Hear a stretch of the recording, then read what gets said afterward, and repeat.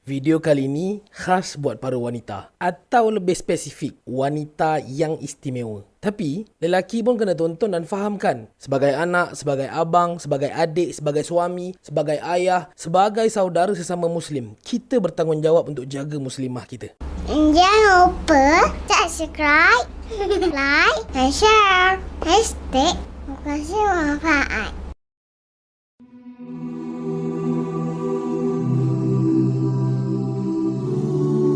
Lapangkan dada, tenangkan fikiran, tonton dan fahamkan baik-baik. Ketahuilah, ini bukanlah nasihat mutlak dari saya. Bahkan ianya datang dari Allah Subhanahu wa taala dan Rasulnya. Anda boleh saja menerimanya sebagai nasihat atau mungkin juga sebagai teguran. Bahkan mungkin juga sebagai kecaman ataupun ancaman buat anda. Hakikatnya, untuk menjadi seorang wanita yang istimewa, inilah caranya. Merujuk kepada surah Al-Ahzab ayat 32 dan 33. Ayat ini bukan sahaja peringatan kepada para isteri Nabi, tetapi ianya adalah peringatan dari Allah Subhanahu wa taala yang menyeluruh kepada semua wanita muslimah. Allah Subhanahu wa taala memberitahu bahawa mereka itu lain dari wanita yang lain kerana menekankan bahawa mereka itu menjadi contoh ikutan wanita yang lainnya, dan bukanlah bermaksud hukum ini hanya untuk para isteri Nabi semata-mata. Yang pertama, wanita itu diingatkan untuk bertakwa. Ini juga menunjukkan bahawa tahap isteri Nabi itu sendiri tidaklah automatik bertakwa. Bahkan mereka perlu untuk sentiasa menjaga dan memantapkan ketakwaan mereka. Yang kedua,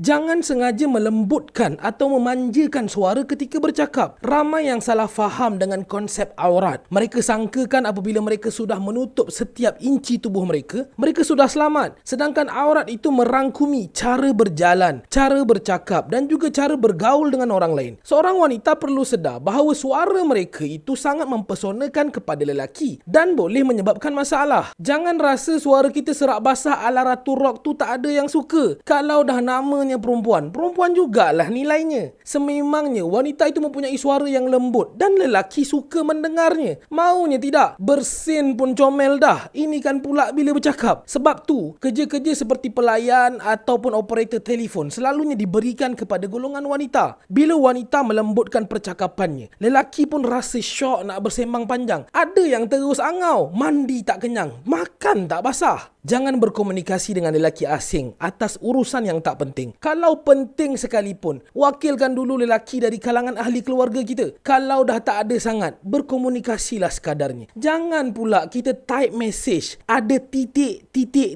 Hehe, siap emoji bagai. Wanita yang istimewa, kena perhatikan perkara ni. Macam mana pula kalau terpaksa lembut-lembutkan untuk pujuk orang beli produk kita? Nak berniaga, nak cari rezeki, berceramah atas pentas, pembentangan di hadapan pelanggan ataupun bos, senang cerita atas sebab yang baik, tak boleh juga ke? Perlu diingatkan bahawa Allah Subhanahu wa taala berikan peringatan ini awal-awal lagi kepada para isteri Nabi, kerana ada di kalangan lelaki yang akan datang berjumpa dengan isteri Nabi itu untuk belajar tentang agama, terutama sekali selepas baginda Nabi sallallahu alaihi wasallam wafat. Tujuan yang sangat baik kan? Boleh jadi seandainya para isteri Nabi itu berkata-kata dengan suara yang lembut dan lunak, ianya mungkin menyebabkan ada di antara lelaki itu terpesona. Bila sebut tentang level suara wanita ni, kalau dah lembutkan sahaja hukumnya haram, maka wanita yang sengaja menggoda lelaki dengan suaranya ataupun nyanyian lunak dan merdu yang mempesonakan para lelaki yang mendengarnya, itu tentunya lebih buruk dari itu. Kita je yang nampak benda tu baik, sedangkan Allah Subhanahu wa taala dah larang. Wanita yang istimewa takkan rela hidup atas apa yang telah Allah Subhanahu wa taala haramkan baginya. Gunakanlah suara anda sekadarnya, lunakkan, manjakan. Godalah suami anda je, bukannya dengan suami anda sibuk membengis dengan abang burger,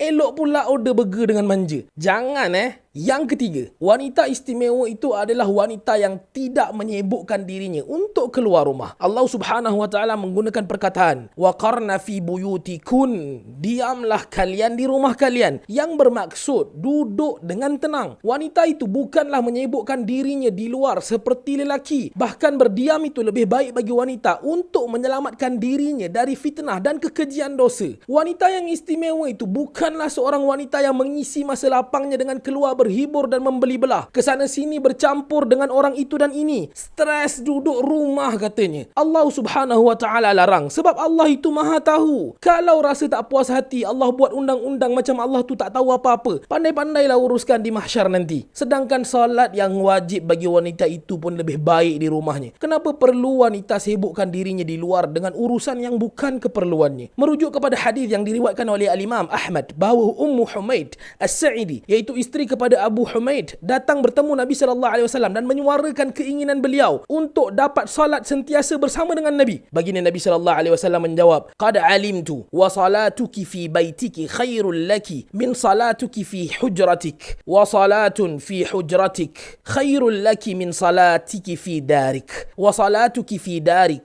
khairul laki min salatiki fi masjid qaumik wa salatuki fi masjid qaumik khairul laki min salatiki fi masjidil jamaah." Sungguh aku mengetahui bahawa engkau suka menunaikan salat bersamaku. Akan tetapi, salatmu di bilik tidurmu adalah lebih baik dibandingkan salatmu di ruang rumahmu. Dan salatmu di ruang rumahmu adalah lebih baik dibandingkan salatmu di seluruh halaman rumahmu. Dan salatmu di seluruh halaman rumahmu adalah lebih baik dibandingkan salatmu di masjid kaummu. Dan salatmu di masjid kaummu lebih baik dibandingkan salatmu di masjidku, yakni Masjid An-Nabawi. Kemudian Ummu Humaid meminta untuk didirikan masjid, yakni tempat salat di tempat paling tersorok dan paling gelap di bilik tidurnya. Maka beliau solat di sana sehinggalah bertemu dengan Allah Azza wa Jal, yakni wafat. Hadis ini menjelaskan bahawa tempat yang terbaik bagi seorang wanita untuk menunaikan salat adalah di rumahnya. Tidak menjadi kesalahan ataupun kehinaan sekiranya seseorang wanita memilih untuk terus salat di rumahnya sahaja. Pahala kan? Namun wanita itu tidaklah dihalang dari datang ke masjid. Jangan nak kecam saya tak tentu pasal pula ya. Kadang-kadang ada yang bagi alasan teringin nak bawa anak berjalan ke situ, tapi anaknya belum pandai minta itu ini pun, ke emaknya yang nak berjalan. Wanita yang istimewa, duduklah di rumah dengan tenang. Hindari diri dari fitnah yang lebih besar di luar. Nak apa-apa online saja. Shopee kan ada. Tak boleh sebut nama sebenar, nanti kena bayar royalty pula. Dan yang keempat, wanita yang istimewa itu tidak bertabarruj. Apa itu tabarruj? Tabarruj boleh diertikan sebagai menonjolkan diri.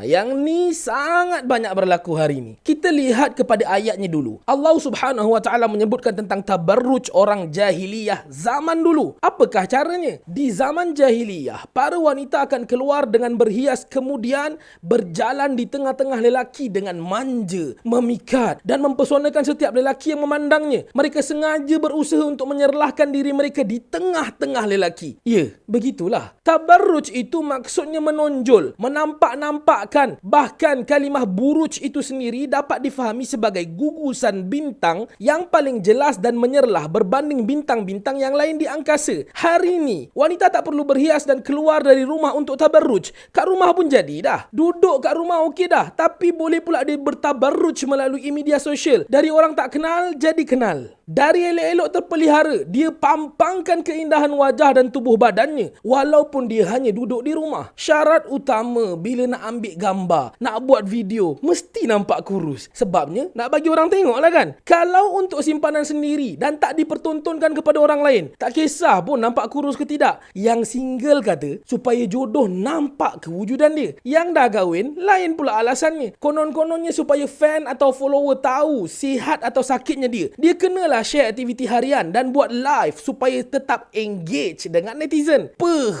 Tisnya awak. Bila sebut tentang menonjol atau menampakkan diri, ia dapat dilihat dari pelbagai sudut. Pakaian dengan warna yang menyerlah, kosmetik yang berlebihan, oot yang melampau, gaya menggedik dengan senyuman, lirikan matanya yang menggoda, sengaja menampak-nampakkan lesung pipit yang tenggelam timbul, hidup segan mati tak mau, dan seumpamanya. Video atau gambar kena zoom ya, supaya orang betul-betul tahu kulitnya cantik, walaupun sebenarnya filter. Ada yang suka wajahnya ditatap oleh ribuan lelaki yang bukan mahramnya. Bukan sahaja suka, bahkan ada yang beria-ia nakkan supaya semua lelaki tahu dia itu seorang wanita yang comel, manja dan bekerjaya ala-ala beauty with brain. Ada yang lagi ganas, bila di luar rumah bukan main lagi ootnya, tapi bila di rumah dengan suaminya, rambut pun tak sikat. Terbalik pula. Anda faham kan oot tu apa? Kita selalu sangka yang orang suka tengok senyum kita, kecomelan kita. Kita usaha macam-macam untuk tonjolkan diri di hadapan manusia. Kita sibukkan diri kita supaya sentiasa dipandang cantik di mata manusia. Kita risau orang tak nampak atau tak tahu kecantikan atau kelebihan diri kita. Kita takut orang tak tahu pun yang kita ni sporting sebenarnya. Tapi pernah tak kita usahakan untuk cantik di sisi Allah? Pernah tak kita takut kalau Allah tak pandang kita langsung di hari kiamat nanti? Kenapa kita tak boleh nak usaha untuk menerima dan merebut pandangan Allah Subhanahu wa taala? Duhai wanita yang istimewa, relax, tenangkan diri. Tak dikenali itu lebih baik dari berusaha mengejar populariti. Jangan try hard nak jadi insta famous, toktik famous segala tu. Anda dah elok bertutup auratnya, namun anda sendiri yang sengaja berusaha menelanjangkannya. Empat